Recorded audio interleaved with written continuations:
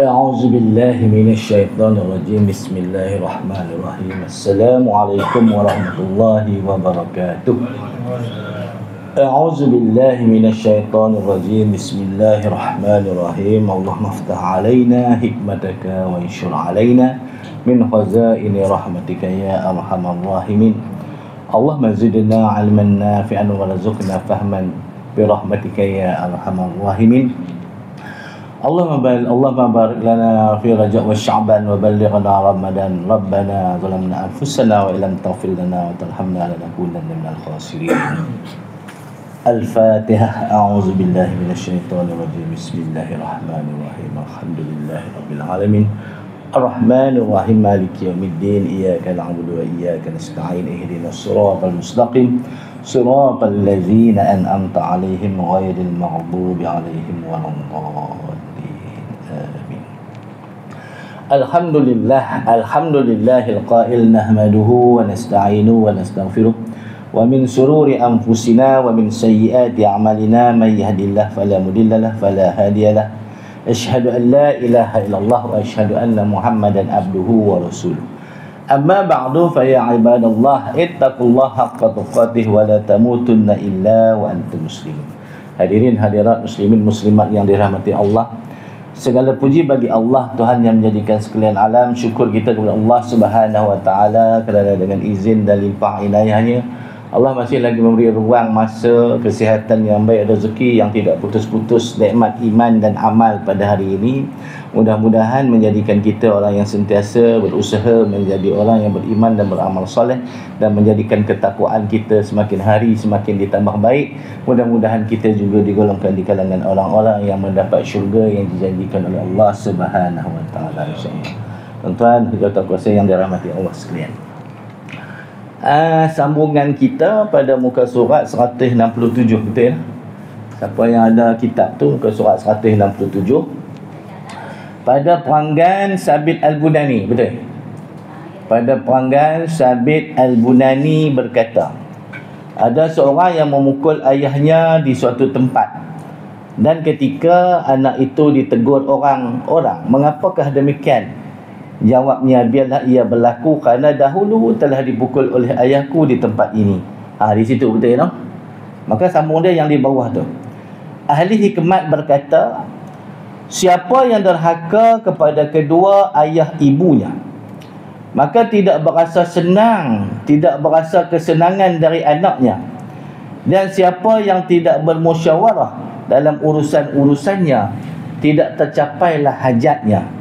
Dan sesiapa yang tidak mengalah kepada keluarganya, yakni isterinya, maka dia juga akan hilangnya kesenangan hidup. Dia ada 3 benda dia cerita kat kita ni. Pertama, dia kata bagi anak yang derhaka, bagi siapa-siapa yang derhaka kepada ibu dan ayah dia, maka dia tidak akan senang. Dia fokus kepada sini adalah anak. Kita hidup di dunia ini, nak cari kesenangan, ketenangan kita, mestilah jangan kita menderhakai ataupun memusuhi ibu dan ayah. Hari ini ramai orang yang suka menderhaka ibu ayah. Cuba kita tengok kehidupan mereka. Tidak tenang dalam hidup, susah serabut kepala, duduk kerja hari-hari macam tak cukup, duduk di rumah balik tak boleh nak hidup senang. Kerana hidup dia tidak cari redha kepada ibu dan ayah. Kerana redha Allah itu pada ibu dan ayah. Redha Allah, redha al-walidain. Kerana redha Allah itu padanya di kedua ibu bapanya. Sebab itu kalau kita lihat orang yang tak menjaga kebajikan ibu dan ayah, mereka ni di luar nampak macam seronok, tetapi jiwa mereka tidak tenang. Kenapa? Kerana tanggungjawab mereka sebagai seorang anak tidak dilaksanakan dengan sempurna. Maka Allah tak datangkan nur cahaya kebaikan, ketenangan dalam diri anak-anak. Kalau anak-anak yang beriman dan beramal soleh, mereka akan rasa gelisah kalau buat sesuatu yang tidak baik kepada ibu ayah dan mereka. Kalaulah mereka buat sesuatu yang tidak kena, mereka tidak akan rasa senang, rasa gelisah, sebab tak boleh buat kebaikan dan kebajikan kepada ibu ayah. Tetapi pada orang yang tak beriman dan bertakwa kepada Allah, menghadik ibu ayah, mencaci ibu ayah, meletakkan ibu ayah tidak kena pada tempatnya, menghantar rumah-rumah orang tua-tua dan sebagainya, tak menghiraukan ibu dan ayah mereka pada mereka biasa, tetapi hidup mereka tidak akan dapat keberkatan daripada Allah Subhanahu Wa Taala. Jadi sebab itu tuan-tuan, di sini dah disebut orang yang berhikmat, berkata bijaksana, orang yang menderhaka ibu ayah, mereka tidak akan senang daripada anaknya ini tidak ada kebahagiaan di dalam kehidupan mereka. Yang kedua, dia kata siapa yang tidak bermusyawarah dalam urusan-urusannya, dia tidak mencapai hajat. Maknanya kita sesuatu dalam mesyuarat ke, jawatankuasa kampung, surau, nak buat program apa tu, memang kita kena bermesyuarat. Dan tidak apa yang kita hajatkan itu tidak akan tercapai. Sebab itu musyawarah ini menjadi bi'ah sunnah Rasulullah untuk mencapai sesuatu adalah melalui bermusyawarah. Jadi kita tak boleh nak buat sesuka hati sendiri-sendiri, ikut suka kepala kita, tak boleh. Sebab kita hidup bermasyarakat, apatah lagi dalam keluarga kita.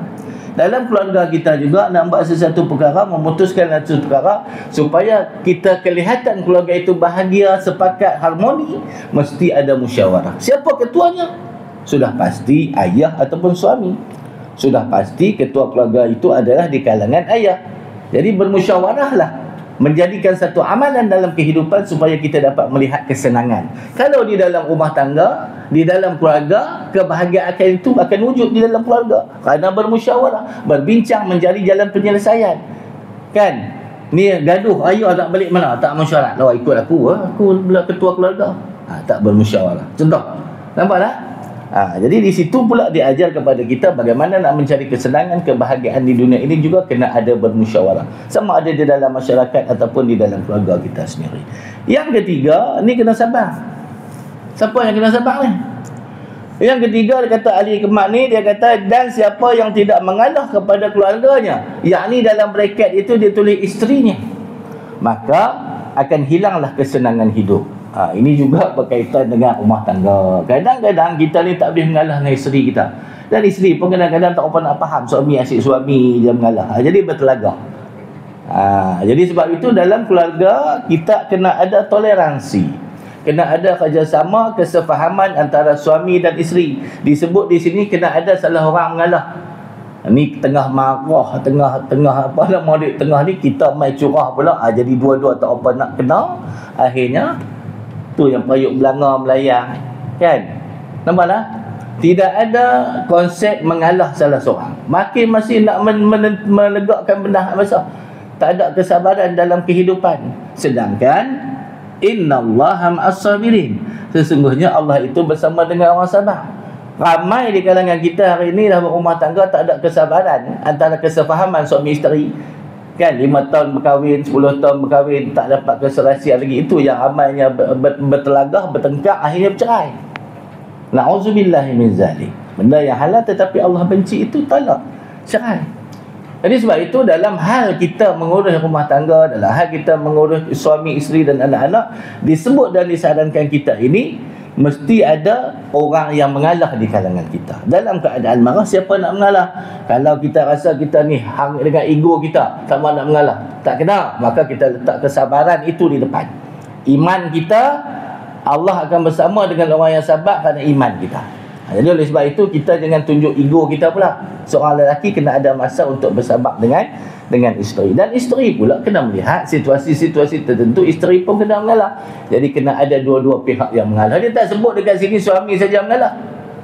Dia tak menyatakan di sini suami saja mengalah. Kena ada kesefahaman, kesepakatan bersama dalam soal mencari kesenangan hidup, dalam soal mencari kebahagiaan dalam hidup, mesti ada soal konsep mengalah. Jadi sebab itu disebut di sini dan siapa yang tidak mengalah, orang yang tak mengalah, maka kepada keluarganya dan isterinya, maka dia akan hilang kesenangan hidup.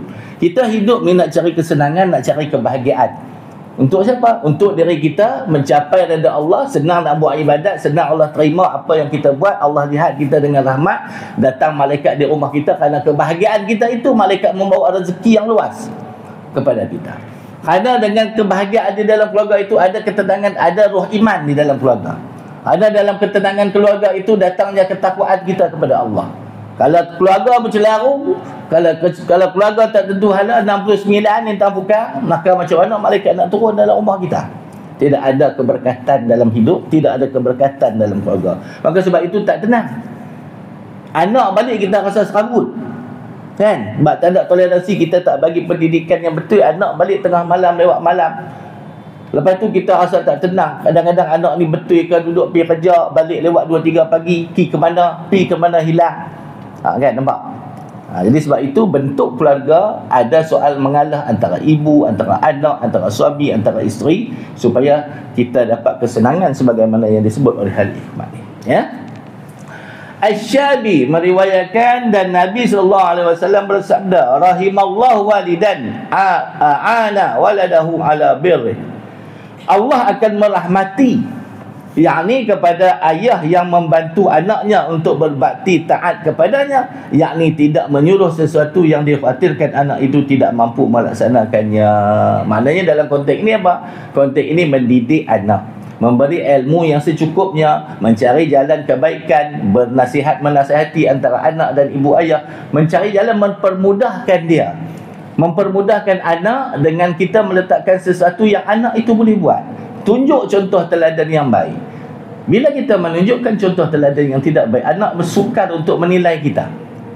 Anak akan melihat contoh teladan ibu, kita permudahkan anak dengan cara yang baik, maka anak nanti akan mudah mengikut kebaikan. Anak akan melihat contoh ayah, akan melihat contoh keluarga. Bagaimana kita membentuk seorang anak yang pada akhirnya nanti dapat berbakti kepada kita, dapat menjadi anak yang soleh, anak yang solehah. Bagaimana caranya? Kita yang menentukan. Islam dah mengajar kepada kita bagaimana nak membentuk anak yang soleh, didik anak.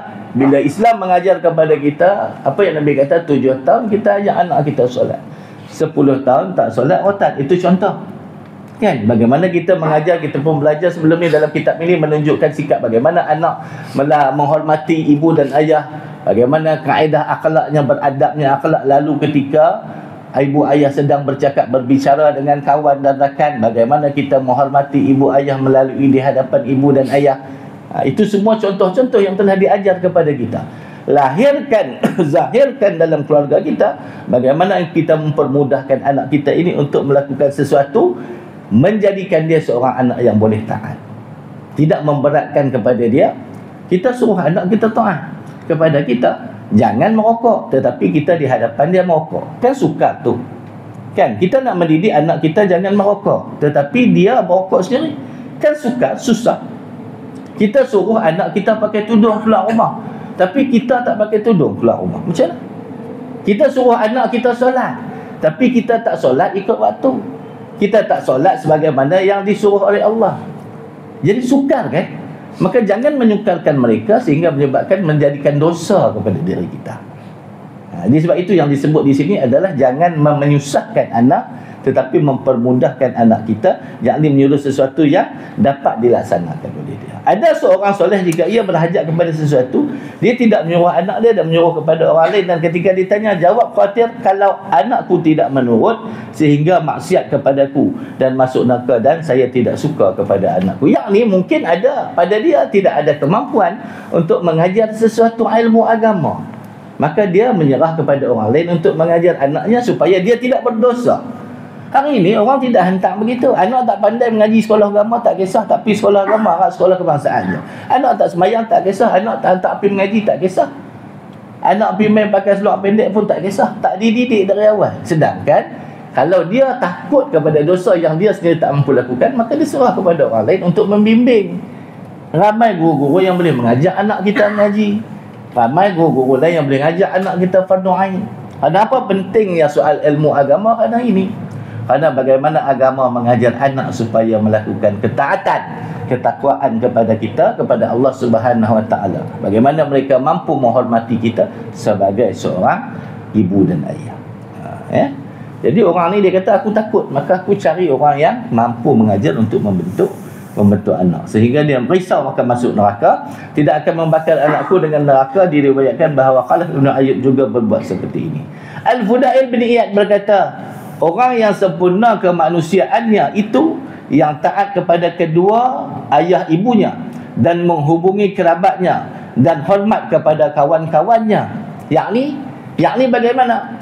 Orang tua dia Yang taat kepada kedua orang tua itu bagaimana? Menghubungi kerabat. Jadi apa kerabat? Yang ni bagaimana kalau kita dalam keluarga, kita kenalkan anak-anak kita dengan keluarga kita. Ini sampai tak kenal siapa ni waris ni. Ayah ada adik-beradik sampai 10. Tak semua kenal. Hak kenal 1, 2 ya. Hak yang ketiga, keempat, kelima, keenam tu tak tahu siapa. Sedangkan di sini dituntut supaya ada rasa orang yang sempurna kemanusiaan itu. Nilai-nilai kemanusiaan. Apa nilai kemanusiaan? Kasih sayang, hormat menghormati. Itu yang perlu ada pada diri seorang hamba.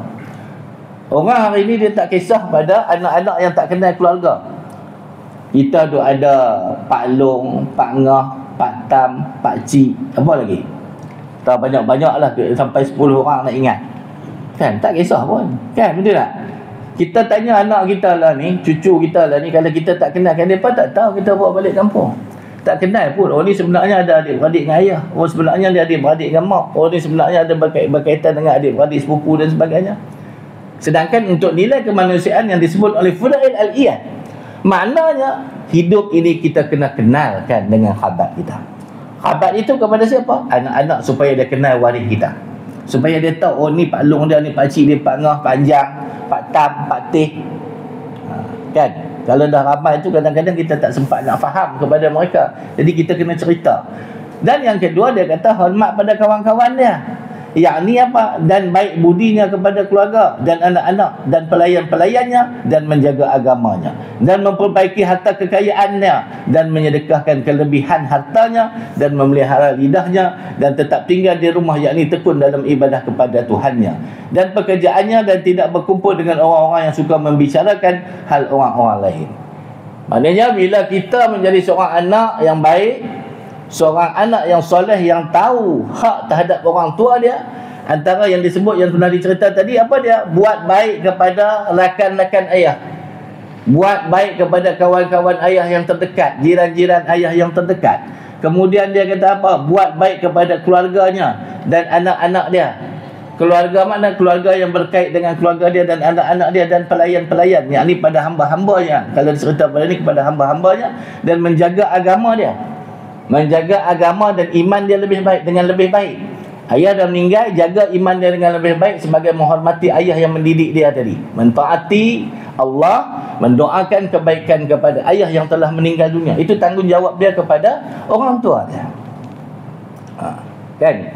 Kita tak kisahlah Railah ni mak ayah meninggal habis-habis gitu, tak ada apa pun, nak doa pun sepatah dua pun susah. Betul tak? Yang ada anak soleh, alhamdulillah, mereka mendoakan kebaikan kepada kita. Itu yang sepatutnya sebagai anak melaksanakan tanggungjawab dia kepada orang tua dia. Kalau orang tua dia ada harta yang banyak, macam mana pula? Orang tua dia ada harta yang banyak, ataupun ada emas, perak, ataupun tanah yang berelung-elung. Kalau orang Kedah panggil tanah bendang ni berelung-elung. Berelung-elung ni maknanya apa? Luas lah.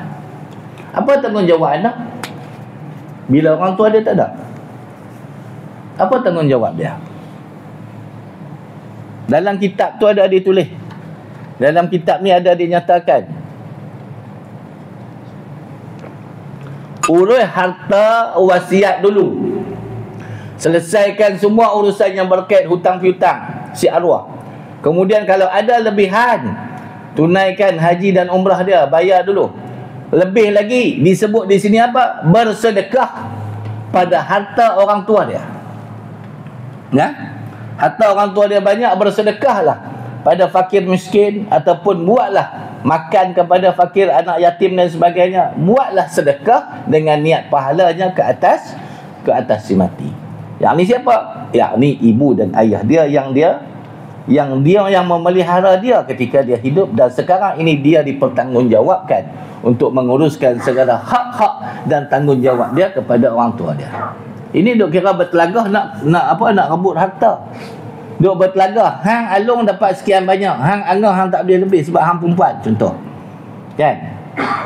Tang dia semua dia nak sapu, tang dia bahagian dia semua dia nak. Sedangkan dia ada adik-adik lagi. Tengok. Orang tu baru meninggal dunia. Mak ayah dia baru meninggal dunia petang tadi, malam dah riuh pasal harta. Bukan nak urus harta dengan baik, tetapi nak urus bagaimana nak merebut harta orang tua yang banyak. Ini tak kena. Tanggungjawab dia sebagai anak sepatutnya uruskan harta itu dengan baik. Kemudian apa dia kata lagi? Memelihara lidah dia, menjaga lidah dia dengan baik. Jangan mencerita keburukan dia, keburukan arwah ayah dan ibunya kepada orang lain. Menceritakan kebaikan-kebaikannya, mendoakan kebaikannya sepatutnya. Kan? Mencari rakan dan juga taulan arwah ayah dia ataupun ibu dia yang telah meninggal itu, untuk mencari sekiranya ada lagi terselit kesalahan-kesalahan arwah ketika hidup. Betul tak? Mencari ruang bagaimana nak menyelesaikan hutang-hutang yang ada. Dia masalah orang ni dalam kematian ini bukan saja soal hutang. Itu yang wajib kita tunaikan, memang kita laksanakan. Tetapi ada yang terkait juga dengan sifat dendam. Kan? Sifat yang tidak mau apa orang kata? Mengampunkan kesalahan si mati. Jadi macam mana? Kita sebagai keluarga kena mengharmonikan keadaan, mencari jalan. Ada orang yang meninggal masalah musuh keliling pinggang pun ada. Ada orang yang meninggal, ada orang tak puas hati dan sebagainya, macam-macam. Jadi kita yang hidup ni, anak yang hidup ni, kena perbetulkan situasi dan keadaan. Mencari keadaan dan mencari keharmonian semula sekiranya ada kesalahan-kesalahan yang berkait dengan orang. Soal yang berkait dia dengan Allah, kita sebagai anak boleh memohon doa kepada Allah Subhanahu Wa Taala untuk kebaikan ibu dan ayah kita. Yang ni lagi disebut tetap tinggal di rumah. Yang ni kalau tekun beribadah kepada Tuhannya. Kalau dia boleh tinggal duduk di rumah itu, tekunlah, tinggallah, beribadahlah dia kepada Tuhan. Dan amal pekerjaannya tidak berkumpul dengan orang-orang yang suka membicarakan hal-hal orang lain. Yang ni menceritakan keburukan-keburukan yang menyebabkan sesuatu aib pada keluarga kita atau ibu dan ayah kita. Ni tanggungjawab kita sangat besar dalam hidup ini. Bagaimana kita seorang anak perlu menjaga tanggungjawab kita, kebaikan sehingga ayah kita, mak kita meninggal dunia. Bukan selesai dah habis gitu je. Bukan habis gitu, kerana ada lagi tanggungjawab kita yang perlu kita selesaikan dalam soal kita menghormati dan menjaga maruah arwah ibu dan ayah kita. Rasulullah sallallahu alaihi wasallam bersabda, Arba'un min sa'adatil mar'in an takuda zawjatahu salihan wa auladahu abraran wa khulata'uhu salihin wa an yakuna rizquhu fi baladi. 4 macam sebagai syarat sebahagian seseorang itu jika isterinya solehah dan anaknya taat dan kawan-kawannya orang yang soleh dan penghasilan rezeki di dalam negerinya. Yang ni bagaimana syarat kebahagiaan itu? Pertama disebut dalam hadis ini, dia kata jika isterinya mestilah soleh. Solehah, mestilah solehah. Kan? Jadi disebut sebagai syarat nak dapat kebahagiaan ini, disebut di sini. Kenapa? Isteri duduk di dalam rumah tangga. Isteri yang solehah, kita hidup pun tenang. Tengok dia tak payah suruh semayang, tak payah suruh masak siap, tak payah suruh basuh kain, nak kena suruh dak. Semua komplit selesai. Maka hati kita tenang, keluarga kita tenang. Kebahagiaan itu akan lahir di atas kesolehan isteri kita. Isteri yang solehah bukan saja memberi ketenangan kepada kita, tetapi kepada anak-anak kita, kepada keluarga kita, dan seluruh kebahagiaan sakinah itu datang dengan izin dan kehendak Allah. Jadi jadilah kita kalau isteri, jadilah isteri yang solehah. Baru kebahagiaan itu datang. Baru kebahagiaan itu, kata Nabi, akan datang kepada seseorang. Yang kedua disebut apa? Anak-anak yang taat. Kan? Tak payah suruh dia tahulah semayang. Kan? Tahu masuk waktu azan, tak payah suruh sampai dah ke surau. Tak payah kejut pagi, bangun, tahu dengar azan, solat, bangun. Betul tak? Anak-anak pula tahu menghormati ibu ayah, nak keluar rumah minta izin, cium tangan dan sebagainya. Jaga kita ketika kita sakit. Itu kebahagiaan. Datang kebahagiaan itu kerana ketaatan anak. Di atas ketaatan anak itu Allah anugerahkan kebahagiaan kepada kita. Tapi kalau benda tu tak ada, macam mana nak datang kebahagiaan pada kita? Duk buat masalah hari-hari. Jadi kita nak salahkan Allah tak? Syarat Nabi bagi tahu, kaedah kita cara teknik kita nak menjadikan anak tu taat bagaimana. Tetapi kalau anak itu tidak taat, bolehkah kita salahkan Allah? Tidak boleh tuan-tuan, kerana itu adalah qada dan qadar, dan itu juga ketetapan ujian Allah pada kita. Sejauh mana ujian Allah kepada kita itu kita mampu terima, mampu laksanakan, mampu perbaiki dengan baik, Allah uji kita, maka akhirnya nanti natijahnya Allah permudahkan kita sekiranya kita benar bertakwa dan berdoa kepada Allah Subhanahu Wa Taala. Jangan kita salahkan Allah Taala ni tak adil pada aku bagi anak yang semuanya tak bagus-bagus. Tak boleh tuan-tuan. Kerana ketentuan qada dan qadar pada rukun iman. Dan kita kena ingat itu juga adalah ujian Allah pada kita. Allah uji pada orang yang mampu. Allah uji kepada mereka-mereka yang mampu melalui ujian tersebut. Maka kalau Allah menguji kita dengan anak yang derhaka, anak yang tidak dengar kata dan sebagainya, apa yang kaedah kita boleh buat? Buat yang terbaik dengan berdoa kepada Allah.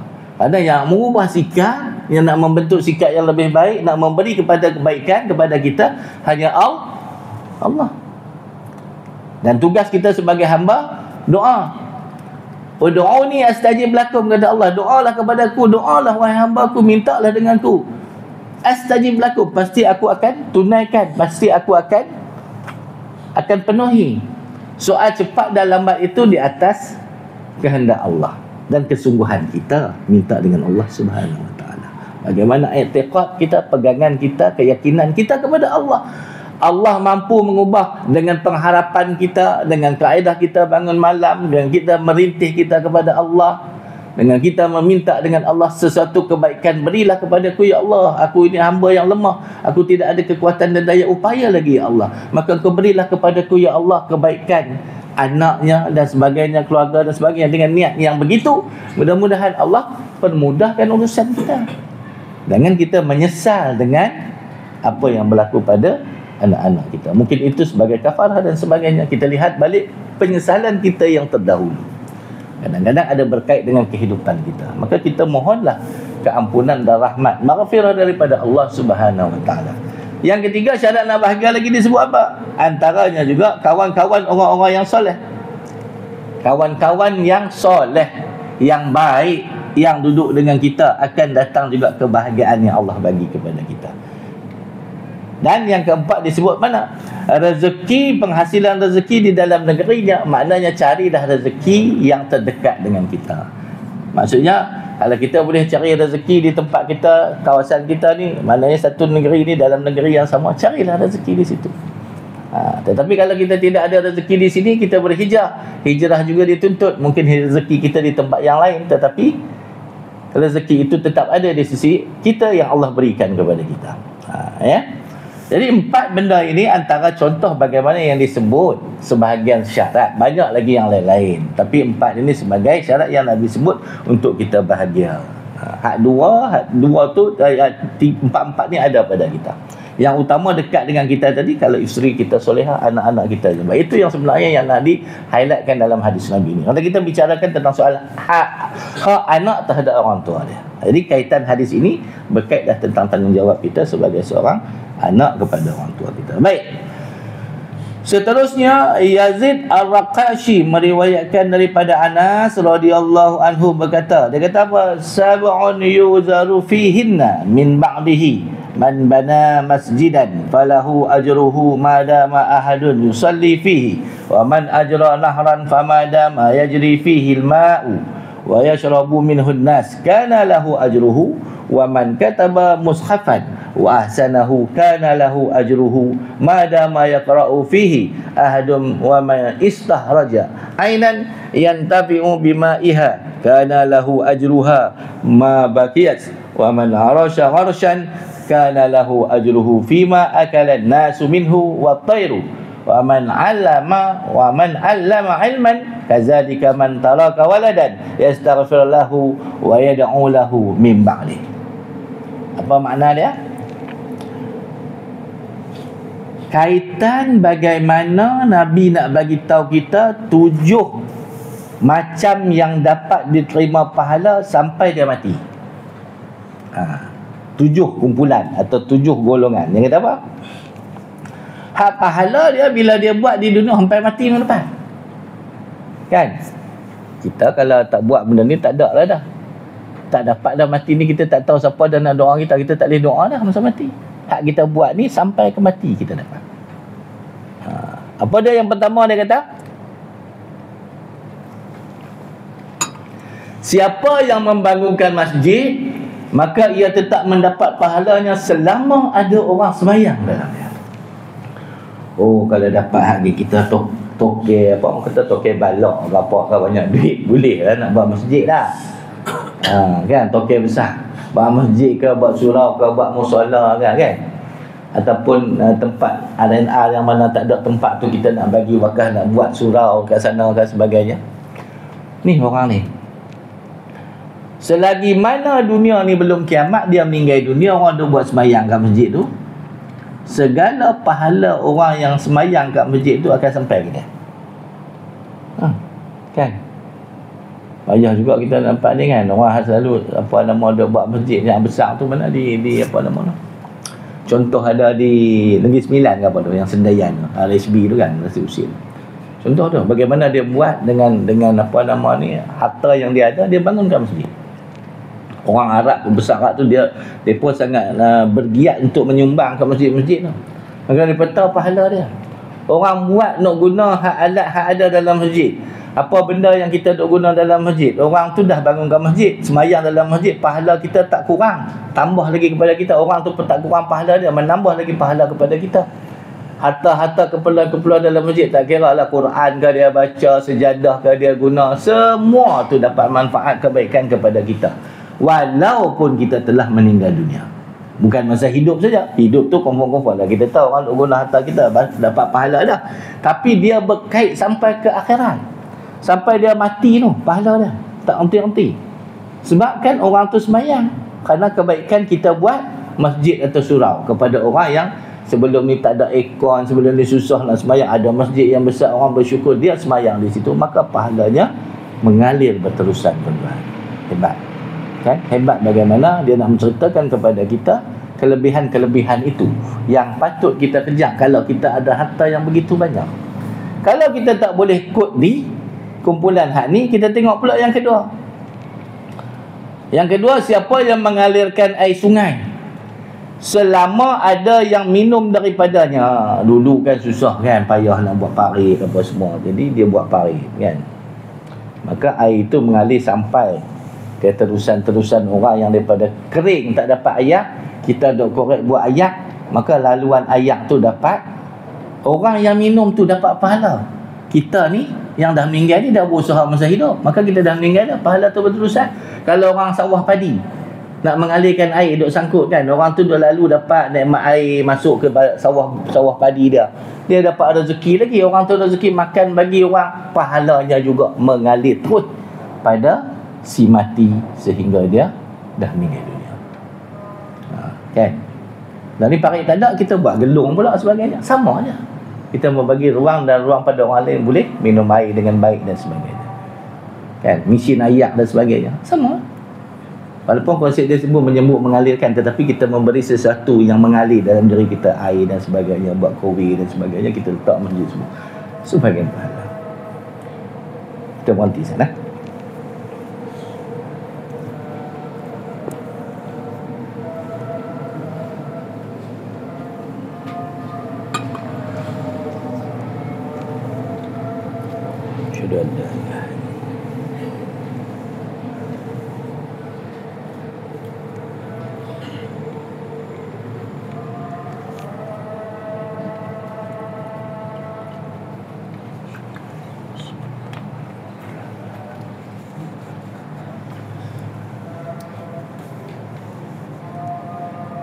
Allahu Akbar, Allahu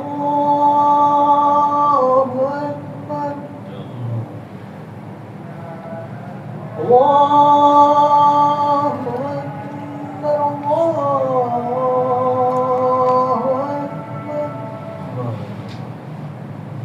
Asyhadu an la ilaha illallah. Asyhadu an la ilaha أشهد أن لا إله إلا الله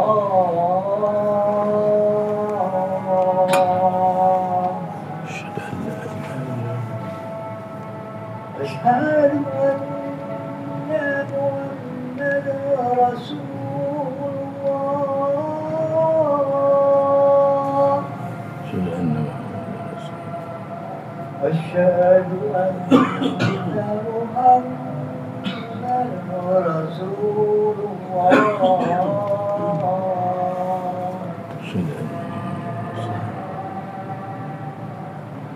حي على الصلاة لا حي على الصلاة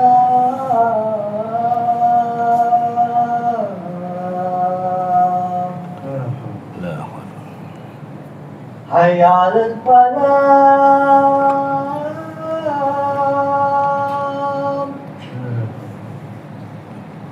حي على الفلاح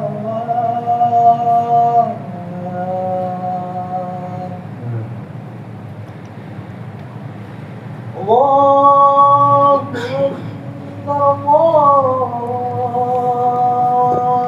أكبر الله لا إله إلا الله لا إله إلا الله اللهم رب هذه الشرف إنك لا. Baik tuan-tuan, kita sambung lagi pada kumpulan ataupun golongan yang ketiga ni. Siapa lagi yang layak terima pahala ni sesudah mati dia? Habis mati dia, yang ketiga disebut orang yang menulis mushaf Al-Quran. Kan, kita ni tak mungkin tak ada kemahiran nak menulis Quran, tapi kalau mengajar Quran, orang duk tulis baca kat papan hitam pun sebahagian daripada yang disebut orang boleh amalkan. Kalau lah ni tempat cetakan Quran tu di mana yang kita duduk ni, di Putrajaya atau apa nama tu, Nashrul Quran. Itu orang-orang yang menulis Quran tu, semua tu dipelihara iman mereka. Selagi mana mereka menulis dengan tangan, selagi mana mushaf mereka itu dibaca, selagi itulah satu-satu huruf yang disebut satu, bukan alif lam mim itu 10, tapi alif 10, lam 10, mim itu 10. Berapa banyak dia tulis, berapa banyak dia baca, selagi itu orang hidup ni baca, dia meninggal dunia, pahala tu mengalir. Dahsyat. Kerana dia memelihara kalam Allah, kerana dia memelihara kalimah Allah. Sebab itu disebut oleh Nabi 7 ni. Yang keempat, dia kata orang yang menggali sumur, yakni perigi selama masih ada orang mempergunakan airnya. Ni banyaklah sekarang ni kan. Kalau biasanya gali perigi ni masih banyak kita duk tengok di bahagian ni, di Kemboja tu masih ada lagi. Kan kadang-kadang dia buat wakaf perigi dan sebagainya. Di Pakistan pun ada duk gali perigi. Perigi ni bukan saja lah ni, gali ada dulu dah ada dah. Dia orang tu duk gali dulu lagi susah lah, ni guna mesin dan sebagainya kan. Tapi orang dapat nikmat itu, rezeki dia dapat minum air itu, itulah pahala yang berterusan pada dia. Orang satu tempat tak ada perigi, dapat perigi, boleh basuh, boleh berwuduk, boleh minum. Banyak pahala hak orang buat itu kembali kepada kita. Jadi dalam hidup kita ni, kita fikir sesuatu, apa benda yang aku nak tinggal ni, aku nak wakafkan ni, supaya ada benda tu dalam kehidupan kita ni. Kita dah buat berbakti sosial, akhirnya kita dapat manfaatnya, investmentnya di akhirat. Manfaatnya, kebaikannya tu mengalir. Kalau orang main saham tu kan, kita tahu duk melabur kan, tengok ada masa untung turun ni. Tapi ni tak, sentiasa naik pahala, hari ke hari tambah pahala, sebagai sebahagian daripada saham akhirat kita. Sebab itu sangat-sangat dituntut kita berwakaf. Kan? Wakaf lah apa pun. Nak wakaf dari segi macam-macam dah ni ada kat masjid. Ada kukur ke apa kan? Kowe ke? Wakaf lah. Dia tolong bayar tiap-tiap bulan, pahala tu datang dia. Kan? Kalau tak mau dalam negara, buat luar negara. Kan? Banyak duit nak pergi nak buat dekat negara Pakistan ke Kemboja ke apa, ada pahala, tidak masalah, teruskan. Padahal ini sebahagian daripada yang disebut sebagai golongan yang berterusan pahalanya sesudah dia mati. Nombor 5 macam tu kan. Nombor 5, sesiapa yang menanam tanaman selama mana dimakan oleh manusia ataupun burung. Dulu ada orang wakaf pokok durian. Sampai mana orang duk makan pokok durian Busan King tu, masa lama tu lah dia dapat pahala. Kan orang dah ni musakin dah tak pun ada nilai dah, RM4 ya, RM13, RM14, RM15. Dulu sampai RM30, RM40 kan. Tengok Allah bagi kat kita nikmat. Nikmat yang murah itu Allah bagi situasi sekarang kerana rezeki berlimpah luah, orang yang tidak mampu dapat makan musakin. Kalau dulu orang yang pertengahan ni tak mampu nak beli, mahal RM30-40. Tetapi dengan rezeki yang melimpah luah, itulah yang dikatakan nikmat Allah. Orang yang tak dapat makan, yang boleh beli dengan harga RM15 pun dah ni boleh beli. Itu. Tapi saya nak cerita yang soal yang menanam ni, kita tanam bagi rezeki ke orang ni, kita bagi wakaf dekat masjid ke kat mana, kita tanam pokok, tak apalah, habis nanti besar makanlah, ambil lah kan. Pokok pelam ke, pokok rambutan ke, pokok apa, manggis ke, tak apa. Niat dia nak ingat ni orang nak sembahyang kat masjid ni. Kalau dekat kampung saya tu ada orang dah tanam dah pokok manggis, pokok pelam tu, dia dah meninggal, tak ada lah, ambil lah dia kata. Kalau dia kata ambil lah makan. Kalau ada musim pun ambil makan. Orang tanam pokok nyok lalu. Kan, buah nyok lepas dia dekat masjid kat surau tu, wakaf, ambil lah. Tak apa. Sebab apa? Sebab ni. Sebab mereka tahu apa yang mereka buat pada hari ini ada manfaatnya di hari akhirat. Golongan-golongan macam ni. Jadi kita nak fikir lah, tanam apa? Tanam kat tengah bandang tak dia nak tanam je. Jadi kita nak kena tanam kot lain lah. Tak dia nak tanam lah, kita carilah kaedah kot lain kan. Tak dapat kumpulan ni, kita pergi kumpulan yang lain pula. Baik, siapa yang ni golongan yang ke-6 disebut siapa yang mengajar ilmu yang berguna, yakni selama dikerjakan oleh orang yang mempelajarinya. Orang yang menyampaikan ilmu juga dapat ganjaran pahala. Kalau hari ini diamalkan sampai dia mati, ilmu itu diamalkan. Dia belajar dengan sekian guru, dia belajar dengan seorang ustaz, dia belajar dengan seseorang yang ada ilmu yang mengajar kebaikan. Apa saja yang disampaikan oleh orang itu, kebaikan itu dibuat oleh orang yang mendengar dan mempelajarinya, maka sehingga akhiratlah juga pahalanya akan dapat. Itu ya, kita nak supaya hari ini kalau kita mengajak kebaikan kepada anak kita pun begitu, kebaikannya juga kita akan dapat. Sebagaimana yang disebut pada nombor 7, orang yang meninggalkan anak yang soleh, yang mendoakan dan membaca istighfar baginya. Istighfar maknanya memohon keampunan ya kepada diri si ayah ataupun si ibu tadi. Yakni jika dia mendapat anak lalu dia ajak anaknya Quran. Sebab itu penting dalam Islam mengajar kita supaya kita ada anak ajak Quran, kenal kalimah Allah, kenal kalam Allah.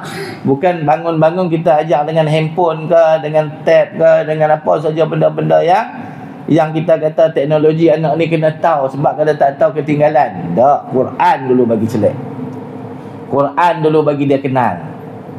Ini anak tahu main game tapi Quran tak erti baca. Kata Quran Iqra muqaddam juzuk amma tak erti nak baca. Nauzubillah min zalik. Tak kenal pun juzuk amma apa dia. Patut kita bagi tahu anak, didik anak tu. Mula dengan Iqra, baca juzuk amma, baca Quran. Perlahan-lahan supaya dia kenal Quran, dia boleh baca Quran dan dia boleh bawa dalam solat. Ini tidak, apa yang dibawanya handphone tidak lekang di tangan. Kan kita bincang sama-sama pesan pada diri saya juga, daripada tuan-tuan. Kita ada anak, kita ada cucu. Jadi jangan sampai anak tu hanya mengenali handphone saja daripada mengenali Quran. Tidak, kita tak dapat pahala ni. Kita nak anak ni tadi dia tahu baca Quran, dia boleh baca berterusan, bila kita mati pahala tu sampai ke kita. Ada disebut golongan ke-7 ni, orang yang mendidik anak dengan Quran, pahalanya pun akan sampai. Kemudian maka ayahnya akan mendapat pahala selama mana anak dia tu melakukan ajaran-ajarannya.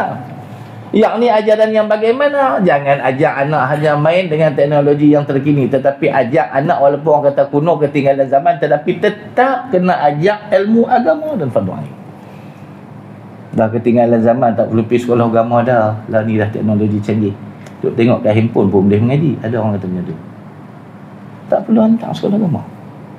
Tak perlu, dah cukup dah kat sekolah kebangsaan dah. Kan? Kita pemimpin negara kita ni disediakan kelas fardu ain tu menambah apa yang kurang. Jangan memperlekehkan ilmu yang dibagi di sekolah kebangsaan. Walaupun ada kita kata pendidikan Islam, tetapi kalau kita additionalkan, tambahkan dengan yang sekolah agama, ada beza tak? Tidak rasa ada beza. Semua kita faham. Tetapi jangan sampai memperlekehkan kata ilmu tak perlu dah pergi sekolah agama, cukup dah dengan sekolah kebangsaan. Ada ibu bapa macam tu.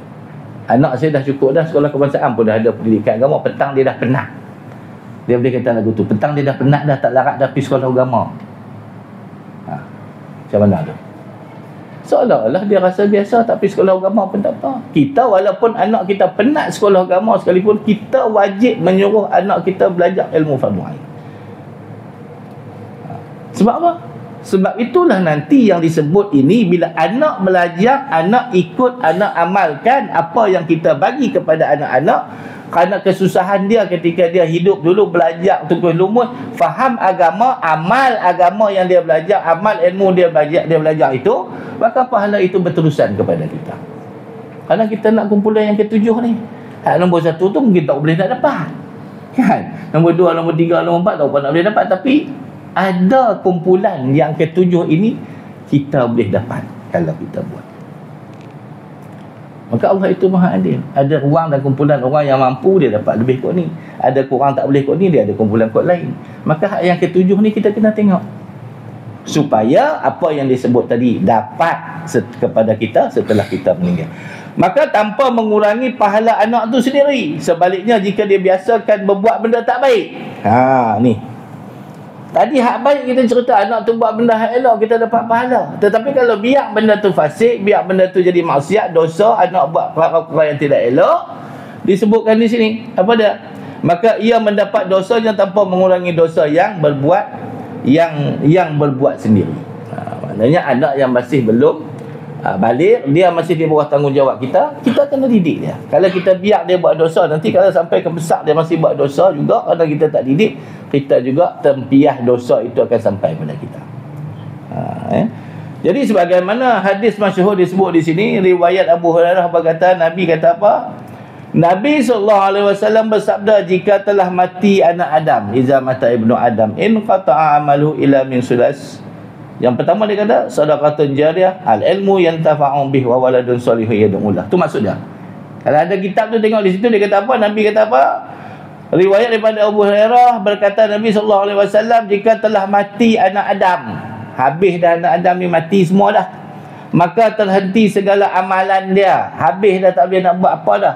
Semayang tak boleh dah dalam kubur, baca Quran tak boleh dah dalam kubur, kan? Nak berbakti ibu ayah tak boleh dah bila masuk kubur. Terhenti segala amalan dia. Tetapi ada 3 hak ikut dia. Illa min sulasin. Yang pertama dia kata apa? Sedekah yang berterusan. Ni masyhur yang selalu kita dah faham dah. Bila kita meninggal dunia, kita ada sedekah yang disebut daripada yang dinyatakan di atas itu sebahagian daripada sedekah kita, maka itulah yang akan menjadi bekalan kita, yang mengikut kita sehingga ke hari akhirat, sehingga dinilai di sisi Allah Subhanahu Wa Taala masih sampai lagi pahala. Berterusan kenapa? Kerana dia hidup dulu bersedekah. Yang kedua, disebut dia ilmu yang berguna, yang dia belajar, yang dia amal, dia belajar, dia dapat ilmu, dia amalkan. Kan? Ilmu yang berguna dan diamalkan oleh dia. Dan yang ketiga disebut anak yang soleh, yang mendoakan kebaikannya. Yang mendoakan kebaikan kepada siapa? Ibu dan ayah dia. Jadi kita nak juga benda-benda ni ada pada diri kita. Kita boleh sampaikan ilmu pada orang lain, berguna manfaat pada orang lain. Yang juga yang ketiganya, kita kena ada anak-anak yang soleh yang mendoakan kita. Hak ni yang nak cari susah. Cabaran hari ini banyak, kan? Di luar sana banyak cabaran yang mengajak anak ni tinggal solat, yang mengajak anak ni lupa Allah, yang mengajak anak ni lupa Quran, yang mengajak anak ni malas nak buka Quran. Banyak cabaran, tuan-tuan. Inilah dunia akhir zaman, cabaran pada kita sebab kita hidup di akhir zaman. Orang terdahulu mungkin tak melalui proses ini, tetapi Allah bagi kat kita. Hari ini Allah suruh kita fikir macam mana cabarannya banyak. Belum zaman-zaman yang mendatang, sekarang ini pun dah kita pening. Tak tahu yang akan datang lagi macam mana. 20 tahun, 30 tahun akan datang, kita tinggal anak kita, warisan kita. Macam mana anak kita ni sempat tak mendoakan kita? Ada tak lagi orang yang nak semayang? Takut-takut tak ada orang semayang, leka habis semua. Allah akan tarik semua. Allah akan tarik habis nikmat dia. Hilang lagi keberkatan dalam hidup, hilang keberkatan di dunia, tarik habis. Allah tarik keberkatan ilmu, Allah matikan ulama. Kita patut sayang ulama. Bila Allah matikan ulama, maknanya Allah dah tarik sebahagian daripada barakah ilmu. Kan? Allah datang musibah, Allah tarik rezeki. Kita tak tahu bersyukur dengan rezeki yang ada. Kan? Ramadan tak lama dah. Nauzubillahi min zalik. Jangan kita menjadi ikhwanus syayatin. Innal mubazilu kanu ikhwanus syayatin. Kita tahu, kita duk ingat kan. Bila mana datang Ramadan kita risau, banyak orang yang membazir. Kerana apa dah? Membazir itu sebahagian daripada sahabat syaitan. Tu ya, kita nak cerita tak lama lagi dia dah masuk Rejab, Syaban, Ramadan, dalam 2 bulan lagi. Jadi itu sebahagiannya bagaimana menjadikan diri kita ada ilmu, manfaatkan untuk kebaikan dia. Dan yang terakhir tadi disebut bagaimana yang dikatakan apa nama tadi, anak yang soleh yang mendoakan kebaikan kepada orang tuanya. Wallahu alam, yang baik itu datang daripada Allah, yang kurang yang lemah datang daripada saya. Mudah-mudahan segala apa yang kita dapati ini menjadi sebahagian daripada amal kehidupan kita insya-Allah. A'udzubillahi minasyaitonirrajim. Bismillahirrahmanirrahim. Allahumma arhamna bil Qur'an waj'alhu lana imama wa nuran wa rahmah. Allahumma zakkirna minhu ma nusina ana adali wa tawfana waj'alhu lana hujjatan ya rabbal alamin. Rabbana zalamna anfusana wa illam taghfir lana wa tarhamna lanakunanna minal khasirin. Rabbana la tuzigh qulubana ba'da idh hadaytana wa hab lana min ladunka rahmah. Rabbana atina fid dunya hasanah wa fil akhirati hasanah wa qina azabannar. Wa sallallahu ala sayidina Muhammadin wa ala alihi wa sahbihi wa baraka wa sallam. Walhamdulillahi rabbil alamin. Taqabbalallahu minkum.